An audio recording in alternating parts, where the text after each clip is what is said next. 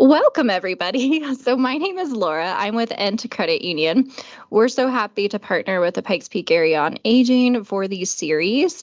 So, if you're looking for a financial institution, we're across the whole Front Range. So, stop in, come say hi to us. We're happy to help you along your journey. But I get to introduce Melissa to kick us off and introduce our lovely speaker tonight. So, thanks for joining for week 4. We're halfway through the series, right? So, very exciting. So, come on up. Thank you. Thank you, Laura. So I'm Melissa. I'm with the Pikes Peak Area Agency on Aging, and I am your co-host with Laura. And again, we are thrilled to be able to bring another year of the Retirement Reimagined series to everyone on the call and everyone in the room today. And our conversation for today is caregiving with compassion. And I am so grateful to our organization here with our Family Caregiver Support Center. And so we have one of our very own staff presenting tonight, Miss Lucy Cahill. She has been with us for just a couple of years, running the Family Caregiver Support Center. Prior to that, for 12 years. For 12 years, I'm going to add time to her life. She doesn't want me to do that. For 12 years, she actually was the publisher for the Blue Book, which is a resource guide here in the Pikes Peak region for all things for seniors. So we were super excited when she decided to come over and run our Family Caregiver Support Center.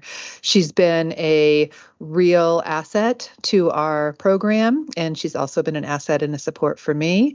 And in addition to her work in our Family Caregiver program, she also has been a caregiver herself and is a death doula. So lots of experience doing things, helping move people along and kind of live better their existing days. And with all that, I'm going to go ahead and turn it over to Lucy and welcome her up. Thank you. Come on up. Thanks so much, Melissa. I'm super excited to be here today to be able to talk to family caregivers. I always like doing presentations, and my hope is just that you hear one little thing that you can take home with you and act upon and make a difference. So people give me topics when they ask me to speak, and I say, well, what am I going to talk about? And they say, oh, how about caregiving with compassion? I'm like, yes, that sounds great. And then I have to think about that and figure out what I'm going to say about caregiving with compassion. So I did a little research and I poked around a little bit to figure out what I was going to say today. So I've come up with an agenda. And so here's what we're going to do today. We're going to talk about compassion. We're going to find out what it is and why it's important. We're going to learn how we can become more compassionate. And then we're going to talk about compassion fatigue and how we combat that. And then we're going to have some final thoughts and takeaways. So, a few things to get to today. But anyway, so what is compassion? Well, like I said, I did some research. So according to Wikipedia, right, because they know everything, but I like their definition. Compassion is a social feeling that motivates people to go out of their way to relieve the physical, mental, or emotional pains of others and themselves. Compassion is sensitivity to the emotional aspect of the suffering of others. So that's a pretty good definition. I don't mind it. But I found a better one.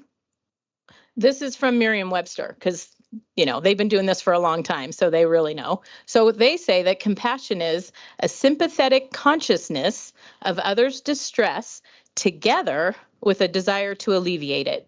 And that's really the theme I heard when I was doing my research and looking at all the websites and reading all my books. Compassion elicits a response. The feeling of compassion motivates us to want to help. It motivates us to want to care. It's an emotional state. It's a feeling.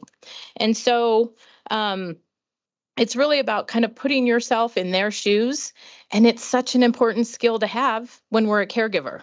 It's a lot easier for us to show compassion when we can put ourselves in the shoes of somebody else and understand where they're coming from, what got them there, what their disease process is, all of those things. So putting yourself in somebody else's shoes. So why is that important? Well, for a few reasons when it comes to caregiving. So I found all of this information from the Greater Good magazine, which comes out of the Greater Good Science Center at UC Berkeley. But that sounds like I feel like I'm very smart by reading all of their information because it's UC Berkeley. But I liked a lot of what they had to say. So the Latin roots of compassion literally means to suffer together.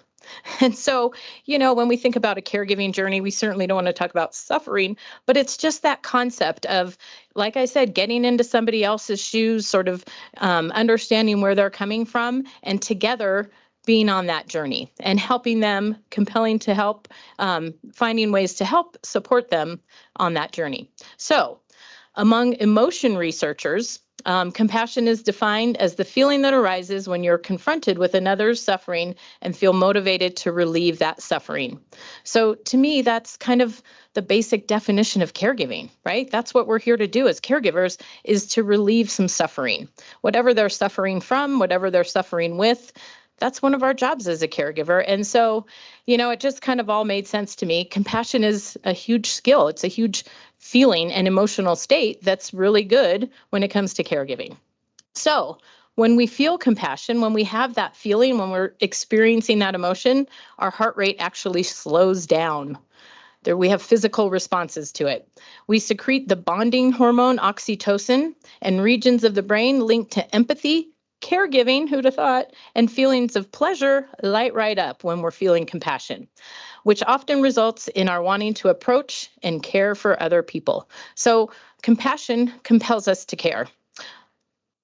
So our brains and our bodies are regulated by chemicals, right? And so feeling compassion elicits all the good chemicals, all the things that make us feel good, all the things that bring us joy, all of that kind of stuff. So I always got to touch on a little bit of compassion versus empathy. And I want you to kind of keep this slide in mind as we go further. Brene Brown, one of my favorite emotion researchers and scientists, she says that compassion is a daily practice. A daily practice. And empathy is a skill set that is one of the most powerful tools of compassion. So we need empathy in order to build our compassion. So they sort of work hand in hand, but keep this in mind as I go through the next few slides. Empathy is a skill set of compassion, right? So the more empathetic we are, the more compassionate we're going to be. All right. So how do you become more compassionate? Well, there are ways. There are actually ways. Melissa mentioned that I'm a death doula. It's one of the things that we learned in our death doula training is how to show empathy, and in turn then how to be more compassionate.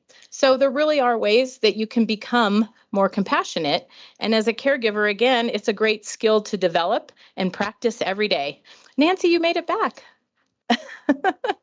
That's okay. So how do you become more compassionate? 4 easy steps, right? Life is 4 easy steps. So the first thing we're going to do is develop empathy. We're going to practice some patience. We're going to show kindness. And then we're going to practice some self-compassion. So how do we do that? We need a little help. We got to go deeper. Well, like I said, the first thing we want to do, which is a great idea according to Brene Brown, is develop our empathy. So a couple of ways that you can do that. The biggest one is active listening, right?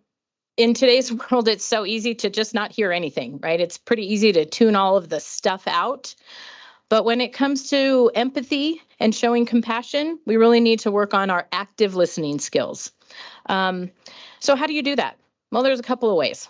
One thing is making eye contact. When you're talking with someone, stare them right in the eye. Make sure that you're paying attention to the emotions on their face, see what's going on with their body language, be present with them, and make eye contact. The other thing that's great to do when you're actively listening is verbally acknowledge the things that they're saying. As they're telling you their story, say things like, "Oh, I see. I understand. Tell me more about that." Help them to help you see where they're at. And then another great way to be a good active listener is to summarize and give back. What I thought I heard you say is blah, blah, blah, blah, blah. And then that way it's going to make sure that there's a good sense of understanding and that you've actively listened and actually heard what they said. Um, so when I was doing my research on developing empathy, every article, every book, every website I went to, the part about active listening was, they all talked about it. Some websites had different ideas and different thoughts, but the one consistency was this active listening. And I really do think it's a skill that a lot of us don't have, or we used to have it and we've forgotten about it, or it's just worn away over time. I'm not quite sure. But for me, I really have to make a conscious effort to actively listen to someone because there's so many other things going on around us, right? And, I got to think about my Amazon order that's probably on the porch and the things I got to pick up on the way home. And you just said 15 things to me, and I don't know because my glove is coming from Amazon later or whatever. So, really take a step back, get in the moment, and actively listen to the person you're talking with. It's really a good skill to keep sharpened, right? So you got to practice it, practice, practice, practice. Anybody know what a Stephen minister is? So I'm fascinated by these Stephen ministers. I'm taking a little tangent here, but they're active listeners, and they are part of a church group. I mean, most church branches have I don't even know what they're like, a group of folks that are Stephen ministers. And they are, they go through I can't remember, 50-hour training. The bulk of that training is on active listening. And so you can call your church and you can say, I want a Stephen minister, and they're going to come over and they're going to listen to you. Whatever you need to talk about, they're going to listen to you. And they're trained on this active listening, and they can offer up, devil's advocate kinds of thoughts and things like that. But get with a Stephen minister and learn how to actively listen the way they do. It's a fascinating concept, and it's a great way to practice self-care, which we're going to get into later. But anyway, we'll come back around to this whole Stephen minister thing when we talk about self-care. So the next step in developing empathy is asking questions, right? As you're talking with someone, ask them questions about the things they just said. This is something that I realized during my doula training I don't do. I listen to people, I acknowledge them, and I'm moving on. But when you ask a question, it brings you into the conversation, right? It makes you a part of it, and it hopefully stems your curiosity a little bit, right? So ask questions. Ask questions. And then the final step in helping to develop empathy is to reflect back, right? Summarize what you think you just heard. What I think I just heard you say was blah, blah, blah. And then that way you know that you've actually heard what they've had to say. And then validate it. Validate their feelings, validate whatever needs to be validated within that conversation. And then reflect back on your own similar experiences. It'll help you sort of give a whole other layer of depth to what they're talking about. If you can associate it back to a time in your life when you had a similar feeling or similar feelings, it's going to help you better understand those shoes that they're walking in that we talked about earlier. One of the things that I do a lot of when my empathy is running low is I say things to myself, or even out loud sometimes. I say when I'm frustrated and there's people around me that might be the source of my frustration, I'll say things like, just like me, they're trying to. So whatever it is, right? When I'm road raging because I'm driving up in traffic and I need to be there and I'm already running late and I just want to, run right into people, I take a step back and I say, you know what? Just like me, they have somewhere to get to and there's a lot of traffic to do it. And that really helps take me a step back and again, puts me in their shoes or their state of mind, hopefully, so that I can be a little more empathetic to what they're going through. Right? Makes sense? So our next step in developing our compassion is practicing patience. And this one is not a very easy one to do for a lot of us, especially as we get busy and there's so much to juggle and so many things going on. A lot of times our patience can run very low. So a couple of good practices when it comes to patience. We had a wellness coach in here earlier today doing a presentation, and he was talking about this box breathing. So the first thing in patience is taking a deep breath, right? when you're getting frustrated, when you feel the levels coming up, just take a nice deep cleansing breath. And a lot of times just that will help you settle down a little bit and be able to maybe have a more appropriate response. So box breathing, anybody know what box breathing is? No? So it's a pretty simple practice. It's inhaling for 4 breaths, exhaling for 4 breaths, inhaling for 4 breaths, and exhaling for 4 breaths. And you want to do it nice and slow, in through your nose. I just learned today from the wellness coach that people who breathe through their nose are generally healthier than people who breathe through their mouth. So I would have said in through your nose and out through your mouth, right? Smell the roses and blow out the candles. But he said to do it all through your nose. So give it a try. See what works for you. Like I said, I've been a big fan of the, smell the roses, blow out the candle version. But maybe try the in and out of the nose. So there are scientific studies that show this box breathing brings everything down. Have you seen the show Limitless? So it's on Disney and Max, I think, and it's Chris Hemsworth, and he's super cute, so it's fun to watch. But it's called Limitless, and he puts himself in 6 really stressful situations, and he has a team of people around him that coach him through those situations. So one of the things he did was he walked on about a 4-inch plank on the tallest building in Dubai, right? So he's out there walking on his 4-inch plank, and if that's not stressful, I don't know what is. And so in order to get him across that plank, he used box breathing. And, he was all mic'd up, and he had his helmet, and he had all the things on him that they were tracking for his heart rate and his breathing rate and, all the things. And so he gets out there and everything is just off the charts, and his coaches are talking him through it, and they're, box breathe. And he starts his box breathing, and, they show all of his numbers on the screen, and you see everything starting to come down. Our brains have so much control over our bodily functions that we don't even realize it. And it's things like this that can show us that. So box breathing, lots of different breathing techniques really can be used to help relax you, help bring down those levels, slow your heart rate, bring down your blood pressure, all of those kinds of things. So practice it. It's not easy to get used to. Any new skill, right, is always a little bit challenging. So you got to practice. But find a breathing technique that works for you, because they work. The next one, when it comes to patients, is setting realistic expectations. And I put under there, this one's a little easier said than done, right? This is one of the things that I spend a lot of time on with my clients when they come in to see me for a consultation, which is one of the things that we offer here at the Family Caregiver Support Center, a free 30 to 60-minute consultation for family caregivers.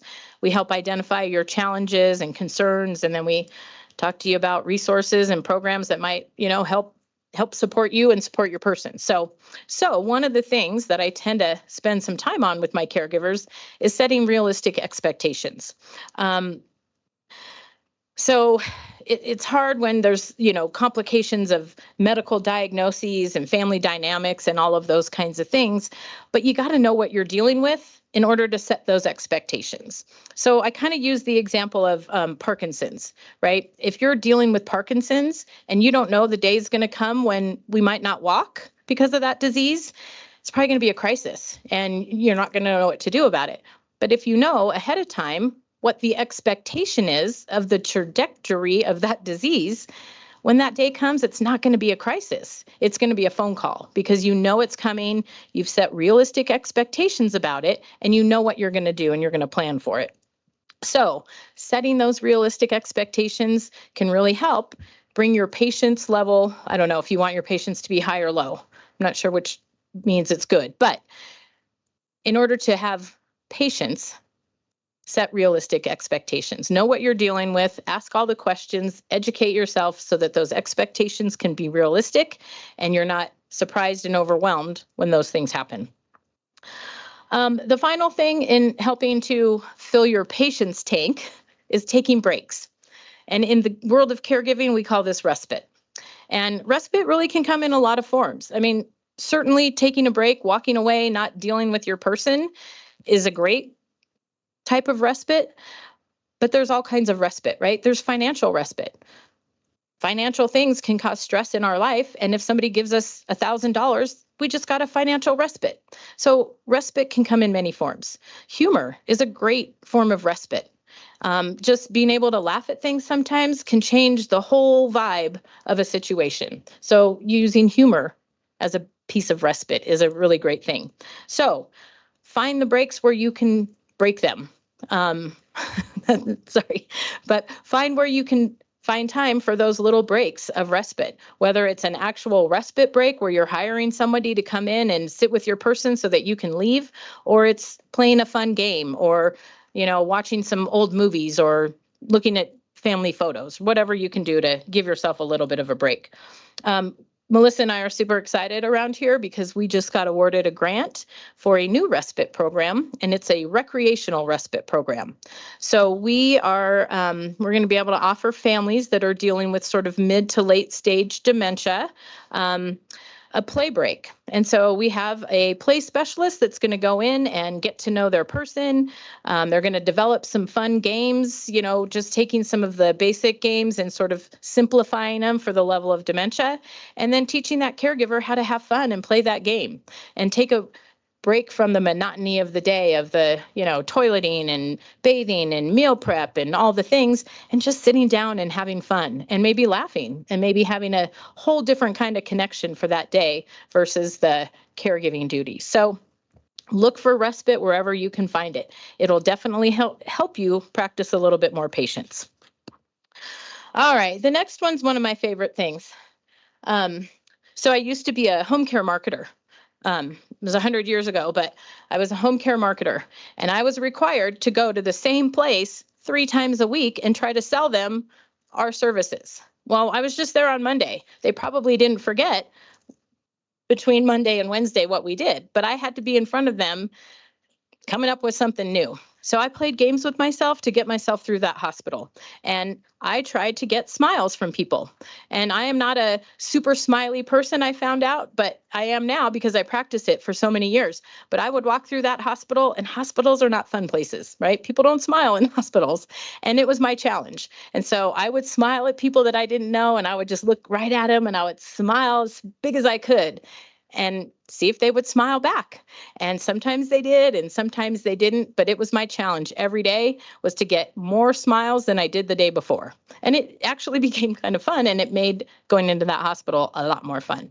So show kindness by smiling. It's super easy. That same home care agency that I worked for, our boss, who was the owner, it was a family owned. So Sylvia made us all have a mirror on our desk, because you can't be mean to people when you're smiling. And so when we talk to people, we had to look in that mirror on our desk and smile, and it makes a difference. So, the next time you're not in a great mood, force yourself to smile and say whatever it is you have to say. It'll change. It'll change the way you say it. So smile, smile, smile, smile. Give people compliments. This is such a fun thing to do too. Again, something I never really did. And I started doing it, and it's just fun, and it makes people's day. So pay some compliments. Provide small favors, right? There's a whole big trend in small acts of kindness because it makes us feel good. Makes us feel good, makes the person that we provide the act to feel good. There's only wins in that situation. Say thank you. Gratitude, gratitude, gratitude. Again, this was one of those things I did not believe. And my therapist said, "Oh, you need a gratitude journal." And I'm like, okay, gratitude journal. But it works. It works. I'm here to tell you it works. I was a very negative self-talk person, and I didn't even know it. And I had to get out of that in some way. And a gratitude journal really, really helped me. And I realized that it was hard for me to come up with things I was grateful for at first, because I was very doom and gloom. And it actually helped me get out of my doom and gloom when I could come up with something positive every day. And it's simple things like just saying I get to instead of I have to. Right? Just little things like that you can do to change. But gratitude, say thank you, be thankful for the things around you, find the things to be thankful for. And then be present. Kind of talked about this a little bit before.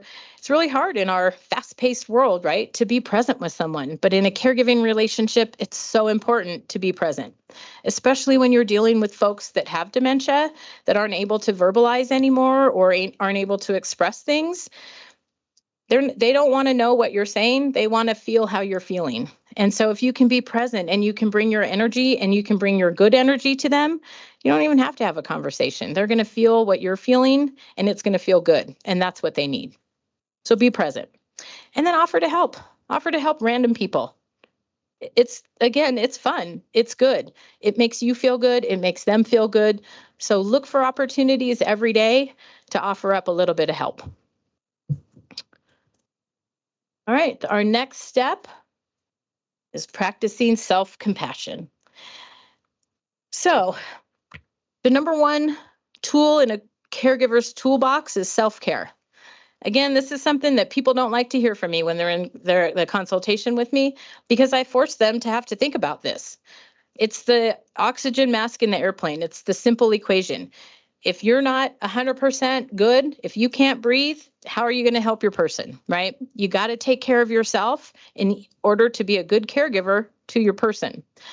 So it's the most important tool in your toolbox. Most of us don't ever pull it out and we ignore it and we let it just sit in there and fester, I guess. So how do we practice self-compassion? Well, a couple of things, and then we're going to get a little deeper. But first and foremost, take some time for yourself. It's so easy to put our person first, and depending on our relationship, whether it's our parent, our spouse, we're compelled. It's our family, it's our spouse, for better or for worse. You know, I took my vows. I don't need help. I got this. Take time for yourself. You got to schedule it in. It's as important as the time you give your person is the time that you give yourself. So if you have to schedule your Lucy time from 12 to 1 every day and put it on your calendar, then do it. Take time for yourself. And then acknowledge your feelings and learn from your emotions. Again, this is a really easy one for caregivers to just not do, right? We're busy enough that we don't have to worry about that stress. We don't have to worry about our guilt. We don't have to worry about any of those things because we got a shower to give or whatever it is. We're teaching a class right now called Powerful Tools for Caregivers. It's a 6-week class. We spend 1 whole hour and a half on learning from our emotions, understanding our emotions and learning from them, because they're there for a reason, right? We feel things for a reason. They're not good, they're not bad, they just are. And we have to recognize what they're telling us and do something about it, right? So acknowledge your feelings and learn from your emotions. If you need help with this, join our class in Powerful Tools. That we're going to be doing it again in January. And then the other easiest, greatest way to practice self-compassion is get support. And this means a lot of things for a lot of people, but you got to ask for help and you got to accept it. I have so many caregivers that tell me, I don't need help. I got this. I'm his wife. This is what we do. Yes, it is, but it's hard. So you need support. It takes a village, and that's no lie.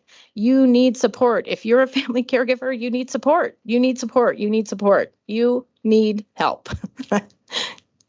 Did you hear that? You need help. So ask for it, take it, accept it, seek support. And that's what we do here at the Area Agency on Aging. If you're not familiar with our yellow book, it's a book of support. So pick it up, call some numbers. I'll tell you the ones to call. So let's see. Oh yeah. So in a family caregiving situation, oftentimes, right, our compassion can run out. And that is called compassion fatigue. It is literally the negative cost of care. So it kind of became a thing during COVID, right? It was very traumatic. That was a thing. And nurses, doctors, healthcare professionals were experiencing this compassion fatigue. And it was, derailing people that wouldn't normally be derailed, right? We're a doctor. We know we've set our expectations, but COVID blew all of that out of the water. And all of a sudden, we all realized we need help with our compassion fatigue because it is the negative cost of care. And it's so easy when we're not practicing self-care to get into this whole cycle of compassion fatigue. I know it. I can hear it in my voice when it starts for me. I get a lot of negative phone calls. I get a lot of complaints and, people in distressful and not great situations. And it's hard to hear about it, all day, every day. And so I have to really fight this, and I have to really be conscientious of it and figure out what I'm going to do to combat it. So we're going to spend a little bit of time on that. It really all comes down to stress, right? And stress, I say this here, self-care must go beyond a soak and a yoga. And I am not knocking a soak and a yoga. That is fabulous self-care. Do it as often as you can. But you need more. You need more than a soak and some yoga to get through this, because stress is bad. So we talked about oxytocin earlier. The opposite of oxytocin is cortisol. And that's what's released when we are stressed out. So long-term exposure and high levels actually change our brain chemistry over time. So a lot of times caregivers are in a constant state of stress, and you don't even realize it, because it's just how we operate. There's so many things going on. We're juggling so many things. So many people rely on us, all the things. We don't even realize that our stress levels are up to here because we've become so accustomed to it, right? And that's just how we operate. And that is a bad place to be. Melissa and I were at a talk not too long ago from the UCCS gerontology students, and she talked about stress, and I loved the way she talked about it, so I'm going to tell you that story. So picture yourself and your friend, and you're walking down the path on your little hike, and the bush next to you starts to shake, and you both look over, and you see a lion coming out of that bush, and you start running down the trail. Your friend sees a friendly little squirrel and stops by to chat with that friendly little squirrel, and she can't figure out why you're running with your hair on fire down the path. Well, you saw a lion. And that's real to you. And you can't get that lion off your back because you saw it and you are sure it's chasing you. That's what stress is, right? How can you make a good decision when that lion is chasing you down the path? Whether that lion's there or not doesn't even matter. The fact is, you think it's there and your stress is up to here. I don't know. Life's stressful. After my mom passed away and I was my dad's long distance caregiver, I didn't eat, I didn't sleep. Like, my stress was up here, and I learned to live with it, and I normalized it, and I thought it was okay. And it took a lot of therapy and a lot of people telling me to, eat a cheeseburger because I was losing so much weight, but I didn't realize what I was doing to myself with that level of stress. And so it's still something that, you work on every day, but we got to get rid of the stress. Got to get rid of the stress. Got to get rid of the stress. It affects every organ, every mechanism in our body. When there's extra cortisol in there, they don't work right. That's my scientific explanation of it, but it wreaks havoc. So how do we get the lion off our back? Well, self-care 2.0, caregiver version. So here's our self-care categories. I said it has to go beyond yoga and a soak, even though those should be incorporated into it. I challenge you to look at self-care from these 4 different categories. So the first one is emotional or mental self-care. See a therapist. If you're a caregiver, you need a therapist. Even if you're not a caregiver, everyone should have a therapist. So find a good therapist. Find one that you like, find one that you can talk to, find one that you feel comfortable with. If you have one that you don't feel good with, find a new one. Find a therapist. Attend support groups. Support groups are great. You get to go and share your stories with other people. You get to hear how they deal with some of the things that you're dealing with. And it's a sense of not being alone. And that really helps with our emotional and mental capacity. Get education. I mentioned our consultations here. That's what we do. We educate folks in that consultation with whatever you need to be educated about. Most of the time, people don't know what they don't know. I get lots of people that call and say, I need a nursing home for my mom. They don't even know what a nursing home is. They don't know that there's 4 different levels of senior care. People walk into buildings all the time, no idea what level of care they provide, and they want their parent to live there. How do we know that? So get some education. That Parkinson's example I gave you earlier, know the diagnosis, know its trajectory, educate yourself about it so that you can future cast and turn the crisis into a phone call. Set boundaries. It's one of my favorite ones, one of the hardest ones to do. Boundaries, boundaries, boundaries. You've got to set boundaries in order to provide your own self-care, right? So therapists can help you with those boundaries. And then stress management. We just talked about stress. Find ways to deal with your stress. That yoga class, great way to deal with your stress. That soap, great way to deal with your stress. Don't ignore the stress. Find ways to alleviate it. Your physical self-care comes from going to the doctor.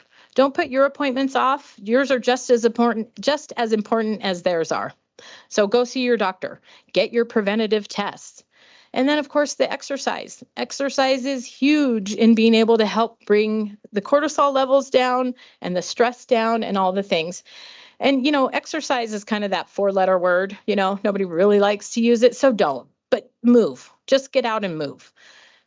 Gardening, taking a walk, dancing, whatever you can do, move your body. It makes a big difference. Of course, eating healthy. Again, we just had the wellness guy in. He basically said, if you don't hear anything else I say if you don't hear anything else I say today, hear this: eat more fruits and vegetables. Simple, but it makes a difference. So all these little things are going to add up. So eat healthy, make good lifestyle choices. We all like to partake in a little glass of wine after work to unwind. That's fine, as long as it's not the bottle of wine every night, right? Make good lifestyle choices. Get enough sleep. Sleep is huge when it comes to our overall well-being. And if we're not sleeping, nothing else is going to go well in our life. So get enough sleep. If you need respite hours in order to do that, do it. I tell caregivers that all the time. Let the respite folks come in and go take a nap. It's a great way to use your respite hours. And then, of course, we got to throw in stress management again, because it's the one thing y'all need to work on, if nothing else. That's my one takeaway. Deal with your stress today. And then spiritual. This is one thing that can go by the wayside very easily when we're so busy with everything else, but it's so important to maintain our spiritual health, whatever that is for you. So maintain your faith bonds. COVID, one of the nice things about COVID is the whole virtual world we live in now, right? You don't even have to leave your house. You can partake in a service anywhere in the country, really, anywhere in the world. But do what you need to do to maintain those faith bonds. Practice your own rituals. If you can't get out to the church to do it, find a way to do it in your home. Pray. Whatever that is for you, use it. The power of positive thinking goes a very long way. And then financial self-care. Caregiving can be really expensive if you don't have boundaries. So think about these things. Think about your financial life and how it's going to be affected by your caregiving duties. I have lots of families that come in and, they've quit their jobs to take care of mom and dad, and they're stressed out beyond belief because they don't know what they're going to do. Well, maybe we shouldn't have quit our job already. But there are things. So think about all of these things. Know what the income and output is, and know what the care costs are going to be so that you can futurecast that. And if there aren't the means, have those conversations. Finances are one of the biggest sources of fighting, right, in contention. When you look at all the studies about marriages, people fight about money. You're going to fight about it in a caregiving situation too if you don't know what it is. And so if you're taking care of someone and they're not going to share that with you, it's going to be pretty hard for you to be a good caregiver because you don't know what your resources are. You got to know the resources. If they don't want to share that with you, they at least need to know how they're going to pay for care, because you can't do it all. So know your CR, that's your care recipient. Understanding your care recipient situation is really important. Like I said, I have lots of kids that come in to see me, and I say, how have you talked about how they're going to pay for care? And they look at me like I have 6 heads. It's not a typical Thanksgiving dinner conversation, right? Most of us don't sit around and say, when you need care, how are you going to pay for it? Maybe we should. Absolutely, we should, but we probably don't. So have that conversation. And then know your financial life too. And do you have room to help support? And if you don't, you need to let them know that. I can't support you. I can't pay for your care. I can't pick up your prescriptions. What else are we going to do? Come see the Family Caregiver Support Center and we'll help you figure that out. But you got to be having these conversations. All right, let's see. I have all kinds of notes. Oh, I have to throw some numbers out. the cost of care in our country, $600 billion in between lost wages of people having to call in sick, between people quitting their jobs. And so now not only are they not contributing to Social Security and, all the taxes and all the things, but they're also not creating their own Social Security, right? Because they're not paying into it anymore. So losing credits. And then when your person dies, now you don't have enough money to live because you gave up your Social Security, right? So the cost of care is huge. And I mean, it's really going to be a crisis at some point. There's legislation trying to help family caregivers in different ways, but it's not passed yet. So it's expensive. Figure out how you're going to pay for it. Let's see. All right. So right on time. Into our final tips and takeaways. So compassion elicits action. And so the more compassion you have, in theory, right, the more likely you're going to be to want to give care, the easier it is to give care. So think about compassion, keep it top of your list. And remember, it takes practice and it's a conscious decision. Remember Brene Brown? She said it's a daily practice. So weave it into your daily living. How are you going to do that? Think about those ways and where you can find little ways to be more compassionate throughout the day. Smiling at that person, paying a compliment, whatever it is. And then self-care, self-care, self-care. Can't say it enough.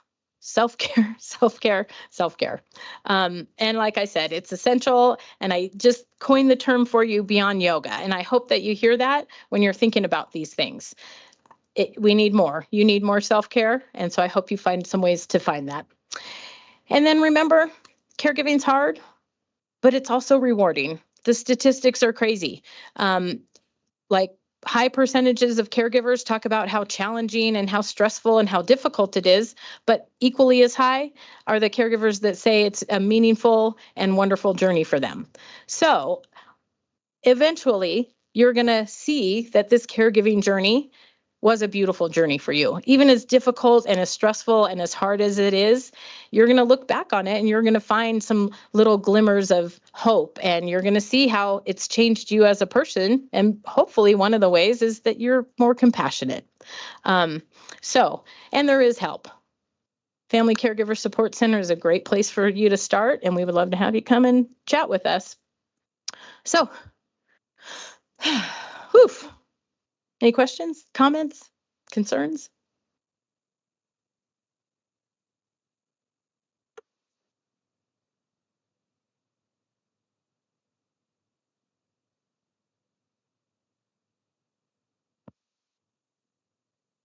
My situation is my spouse 2 years ago started showing the Alzheimer's or dementia symptoms, and he's 81 now, and we have no children, no adult children.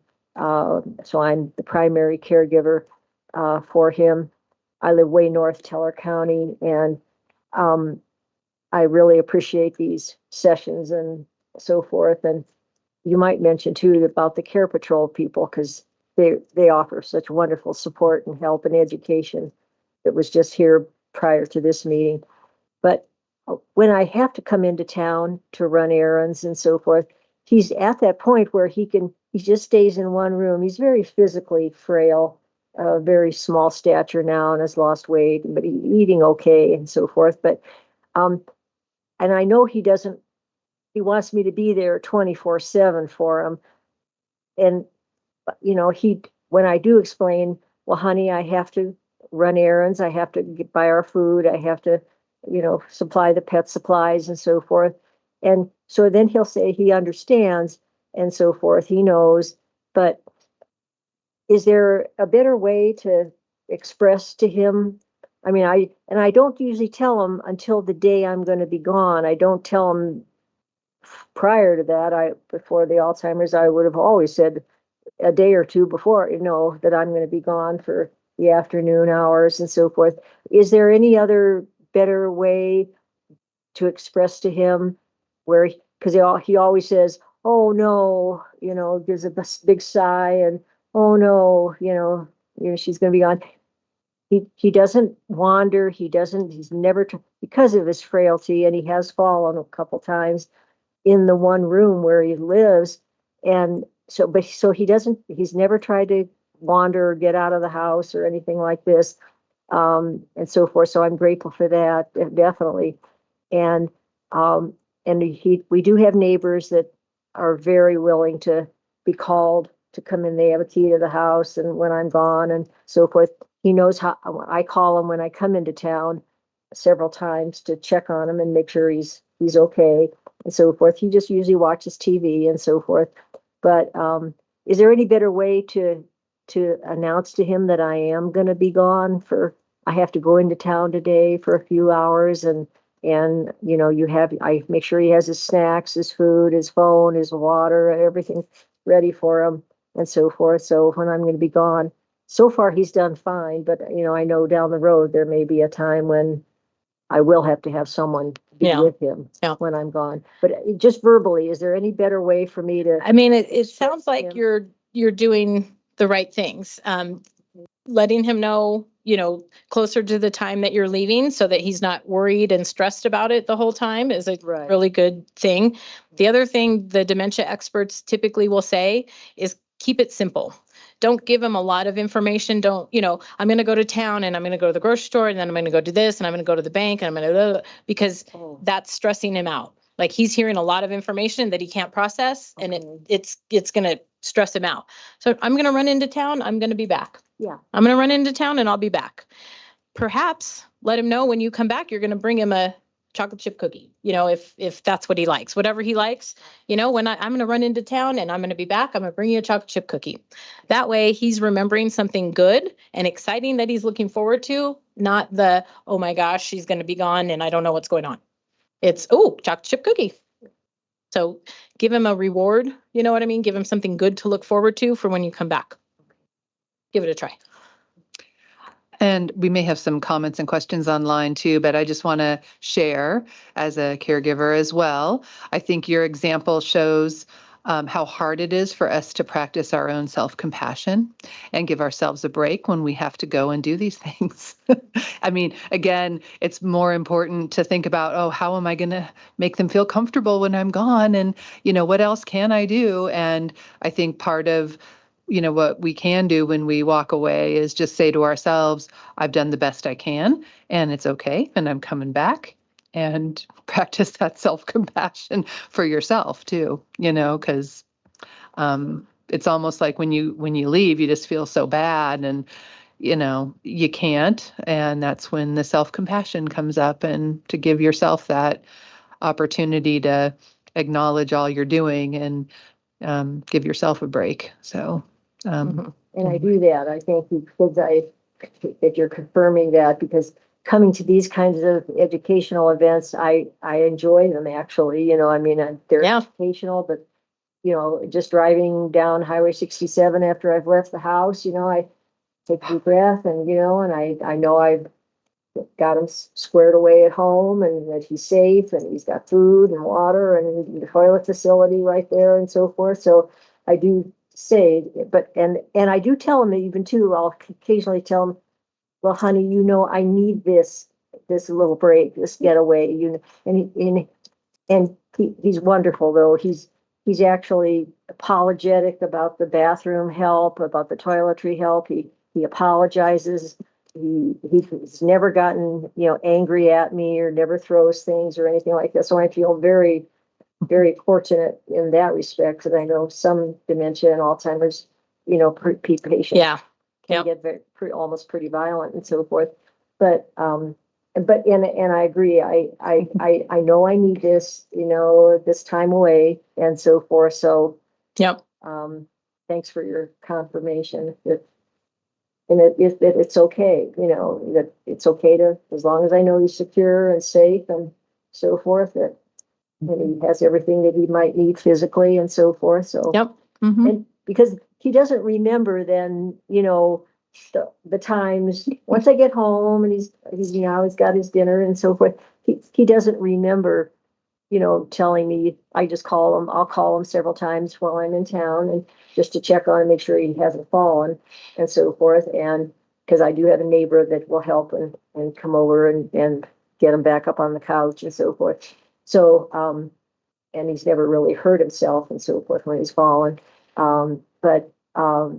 So, I know I've done everything, like Yep. you said, everything I can do to secure what when I am gone and so forth. So, Yeah. but thank you. Everybody needs reminding that, Yeah. that you're doing okay. Yep. Well, and So I mean, that's why you come to these. That's the beauty of a support group. Yep. We had a support group here, and we were talking about self-care, and this is where I'm coming back to that Stephen minister. So everybody was going around the room sharing their favorite self-care activity, and the one gal said, I love my church lady. She comes over and visits with me every other week. I look forward to it. It's my favorite thing. And I'm like, tell me more about this church lady. Like, we all need a church lady. And she said, oh, she's a Stephen minister. I'm like, oh, the greatest thing ever. So they're listeners. They will just come over and sit with you and listen, and you can say whatever you want to say to them, and they don't judge. They don't give their opinion. They don't tell you what you need to do. They just listen, and it's kind of just, having a sounding board. But that can really help a lot of times, just to validate our own feelings and know that we're on the right track. So yeah. Call your church. If they don't, the First Presbyterian downtown has a huge Stephen minister ministry. And you don't have to be a member of the church. You don't even have to be a believer. If you want a Stephen minister, they will come on over. But that same caregiver made me, I don't know what she made me do. She didn't make me do anything. She showed me something that anyway, this is getting now I'm like building it up, and it's not even gonna be that great. So she said something in a support group one time that really made me think about you guys as caregivers. And so I try to validate it, but she said, like, when her kids come over, and her husband has dementia, pretty severe. And when her kids come over, all they do is talk about dad and how's dad and what's dad doing. And is dad gotten to the doctor recently? And what has the doctor said? And dad. And she's like, they never ask about me. I'm the one doing all the work. Yeah. And that really hit me hard. And I'm like, that's true. And so I say that to my caregivers. If you're in my office, if you're in a support group, if you're at a place like this, I know your person's being well taken care of because you're concerned about it and you're here to learn how to do it better. I want to know who's taking care of you. And most people look at me like, well, I'm taking care of me. Are you? So take care of you. Find other people to take care of you. Stroke your own soul however you need to do it, but that's what you need when you're a caregiver. Yep. Jared, are there any other comments online yet? So I wanted to circle back to when you talk about physical, taking care of your physical body, because we've all heard, so much about cortisol and how it affects, our organs and things like that, but it also affects your balance. And, that's something that I read about not too long ago, but unfortunately I read about it after I had suffered from a fall. And not only did I fall once, but I fell 6 different times. And I am 57 years old, and I'm a very active person, and I'm a paddle boarder. I think I have excellent balance. What was happening to me? I did not understand it. And finally, I discovered what was happening to me. And so the stress, and, as caregivers, you're always thinking, no, it's going to be a heart attack, or, it's going to be a stroke, or it's going to be something, and then the next thing you know, you meet other caregivers who have fallen and they can't, like, oh, I've been fine. I can't believe I tripped over that, or, I didn't see it, or whatever it was that caused you to fall. But cortisol is a factor in that as well. And so for people who are caregiving and have not taken a moment to really reflect more on the importance of balance and the importance of dealing with stress. I just wanted to just mention that because it really did sneak up on me. And not only did I fall once, but I fell 6 more times. And, and I have not fallen now in 2 years. So it really took a toll, and I made sure that I kind of tried to take a deep breath, but and find some balance in a lot of ways, right? But well, and I'm going to say, because I'm so scientific and all, But that's the universe's way of telling you you're not listening to your body. I mean, if we're at the point where we're, upright, healthy humans that are pretty active and we're falling because of our stress, like that's a high stress level. So how are we bringing that down? What are we doing?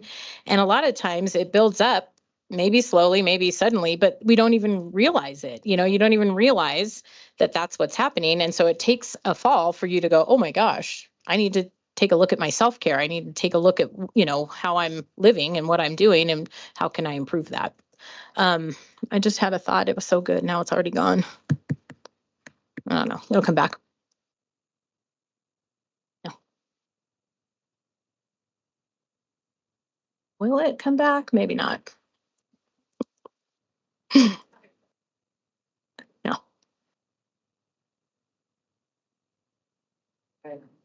I'm here to help close this out with Lucy. So thank you.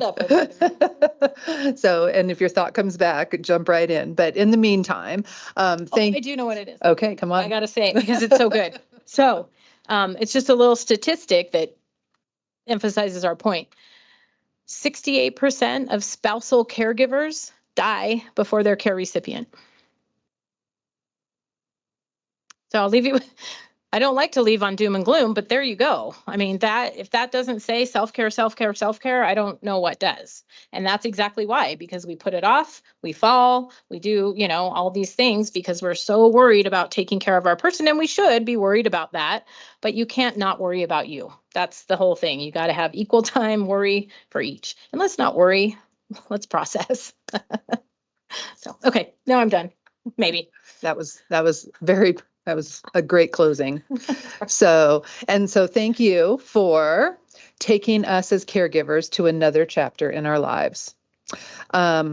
I am leaving today soaking in this message of kindness and self-compassion, and really appreciate that very much. And again, we have an amazing resource here at the Pikes Peak Area Agency on Aging available every day to come and bounce ideas off of and get support and help redirect where you need to go if you are ready to hear those messages. And so just a reminder that we're kind of moving through our wonderful Retirement Reimagined series and are grateful for the folks that are here today in the room and online. Our next workshop next week is Medicare 101. And so please remind friends, other people who might be thinking about Medicare for the first time to come and listen in to the Medicare 101 class. And we look forward to seeing you guys in a week. Take care.